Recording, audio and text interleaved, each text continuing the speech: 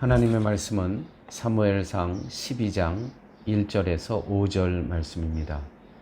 사무엘이 온 이스라엘에게 이르되 보라, 내가 네게 한 말을 내가 다 듣고 너희 위에 왕을 세웠더니 이제 왕이 너희 앞에 출입하느니라.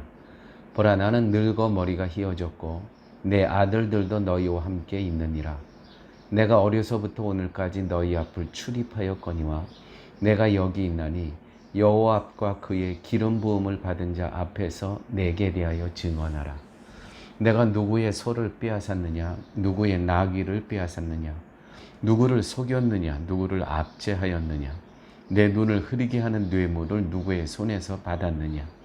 그리하였으면 내가 그것을 너희에게 갚으리라 하니 그들이 이르되 당신이 우리를 속이지 아니하였고 압제하지 아니하였고 누구의 손에서든지 아무것도 빼앗은 것이 없나이다 하니라.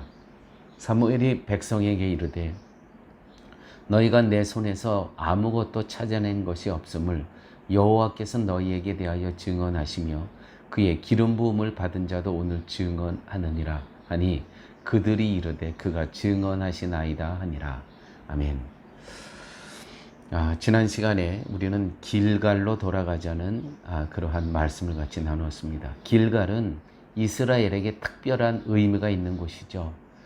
하나님이 요단강 물을 마르게 하시고 이스라엘을 건너게 하신 기념비 12돌을 세운 곳, 이스라엘의 애굽의 수치를 벗어나게 하신 것, 이러한 길갈에 이스라엘을 모은 것은 하나님의 구원을 다시 기억하게 하고 하나님의 능하신 힘을 의지하는 백성으로 새롭게 되기 위해서 사무엘이 이스라엘 백성을 길갈에 모았습니다. 거기서 이제 왕의 재회식이 있었죠. 사울의 기름을 붓습니다.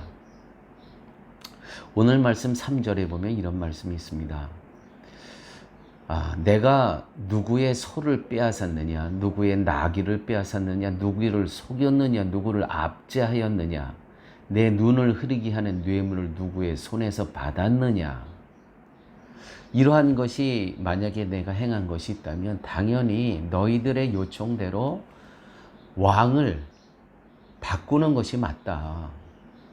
근데 이 시간 한번 너희들이 하나님 앞에서 또한 이 사울 왕 앞에서 너희들이 한번 증언을 해라. 네, 그러면 혹시 그런 것이 있으면 내가 다 갚아주겠다.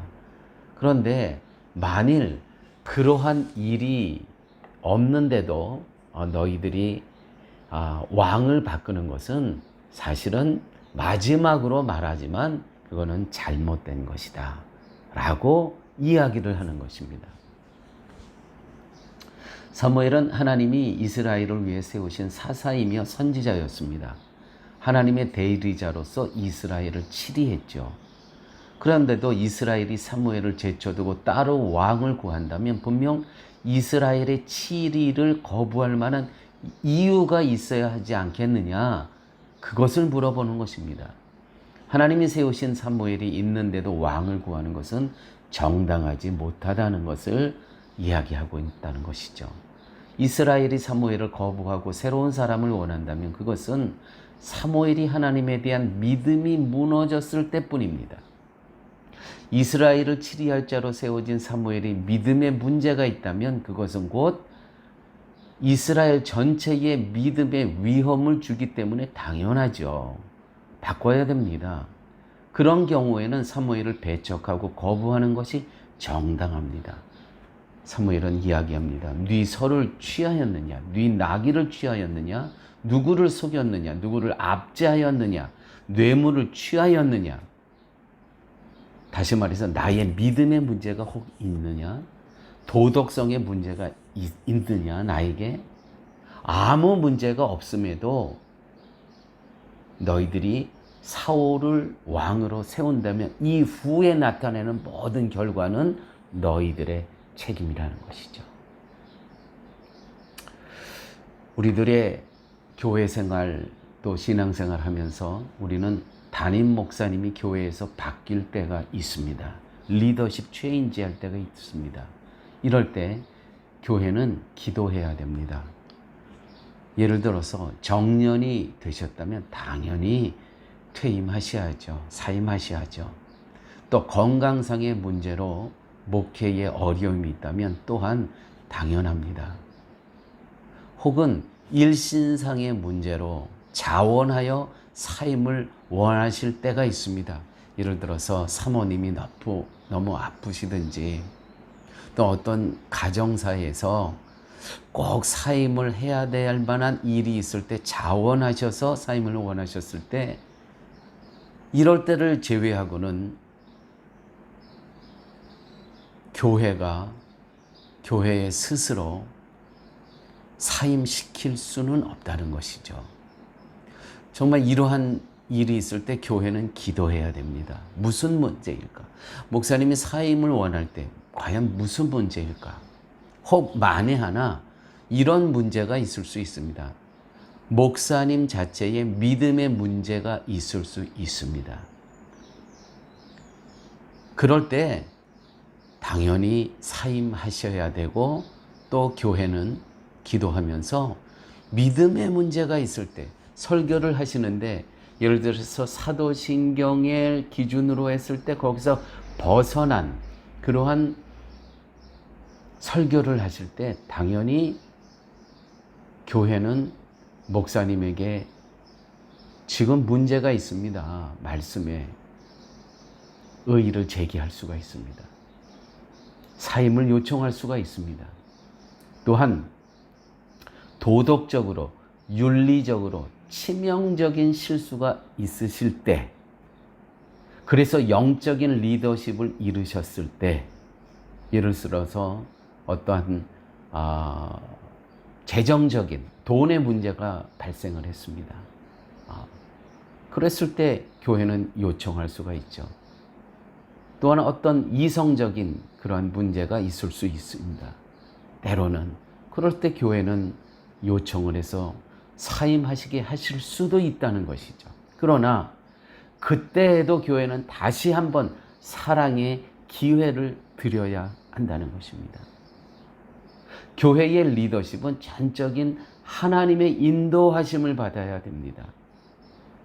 성경에 그 예 좋은 예가 있죠. 모세에서 여호수아로 옮겨지는 리더십. 그건 사람이 한 것이 아니었습니다. 하나님께서 하셨습니다. 하나님의 때에 하나님의 방법으로 하나님께서 이스라엘의 리더십을 은혜롭게 바꿔주셨다는 것이죠. 사랑하는 여러분, 성도 또한 삶 속에서 늘 이러한 질문을 스스로 해야 됩니다. 내가 네 소를 취한 것이 있는가? 또 네 놔귀를 취한 것이 있는가? 누구를 속인 경우가 있는가? 누구를 압제한 경우는 없는가? 내가 누구로부터 뇌물을 받은 것이 없는가? 무엇입니까? 이거 다 믿음의 문제입니다. 내가 강자가 되어서 갑이 되어서 약자를 을을 괴롭힌 적은 없는지, 나의 믿음의 문제는 없는지, 나의 도덕성, 윤리성의 문제는 없는지, 꼭 목회자 스스로에게만 이것을 하나님 앞에 질문할 것은 아니고요. 당연히 목회자는 해야 되지만 동시에 성도님 한 분 한 분에게도 나에게는 살면서 믿음의 문제, 도덕성의 문제는 없는가? 나는 강자가 되어서 약자를 괴롭힌 적은 없는가? 아버지 하나님, 오늘 말씀을 통해서 사무엘에서 사울로 옮겨지는 그 리더십, 하나님이 하신 것이 아니고 사람이 리더십을 강제로 옮겼을 때 일어나는 그러한 안타까운 일들을 살펴볼 수 있게 하여 주심을 감사합니다. 우리가 신앙생활 하면서 늘 나 스스로 나는 믿음의 문제는 없는가? 도덕성의 문제는 없는가? 내가 강자가 되어서 약자를 괴롭힌 적은 없는가를 점검하며 늘 십자가 앞에 설 수 있는 저희의 삶으로 인도하여 주옵소서. 예수님 이름으로 기도드렸습니다. 아멘.